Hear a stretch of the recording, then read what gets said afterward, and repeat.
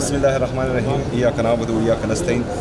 जैसा कि आप सबको मालूम है कि अमन व अमान के हवाले से हमारा इजलास बहुत लंबा अरसा चला। उसके बाद जो है स्पीकर साहब की तरफ से ये ऐलान हुआ कि हमने जो है इन हाउस कमेटी बनानी है और उससे कमेटी बनी। उसी कमेटी का पहला इजलास था जो बेहतरीन रहा। उसमें जो है मुख्तलिफ़ चीज़ों पर गौर किया गया और मुझे उम्मीद है कि इंशाअल्लाह ताला ये मौसर रहेगी और इससे जो है काफ़ी हमारे मसाइल हल होंगे इंशाअल्लाह। अच्छा सीएम साहब ये बताइए कैबिनेट के बारे में फाइनलाइज है, कब तक ऐलान कर सकते हैं?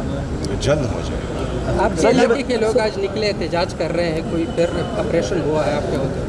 देखें, ऑपरेशन तो नहीं हुआ, लेकिन जिस बात की मैं बार बार ज़िक्र कर रहा हूँ, ये कोलेटरल डैमेज, ये हमारे जो है सिक्योरिटी फोर्सेस कोलेटरल डैमेज का नाम दे देते हैं। लेकिन जो आप इंटरनेशनल स्टैंडर्ड देखें तो कोलेटरल डैमेज जो है उसमें इंटेंशन और प्रोपोर्शन देखा जाता है। इंटेंशन हमें मालूम है कि इनका क्या है।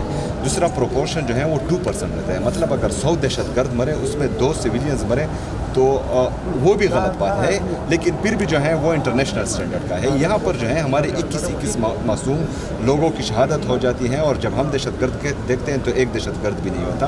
उसमें जो है ये फिर कोलेटरल डैमेज नहीं है, ये वार क्राइम है, इनसे क्राइम हो रहा है। तो मेरे ख्याल में इसको रोकना चाहिए और इसके लिए भी जो है हमारे जो हमारी ये कमेटी है पार्लिमानी कमेटी, इंशाअल्लाह ताला ये भी इसका हल ढूंढ रही है, इसका हल भी निकलेगा। सर ये बताया जा रहा है कि टीओआर जो लिस्ट दी गई है उसमें आपका नाम भी है, स्पीकर साहब का भी नाम है, तहरीक इंसाफ की जानिब से अडियाला जेल में मुलाकात जाएंगे।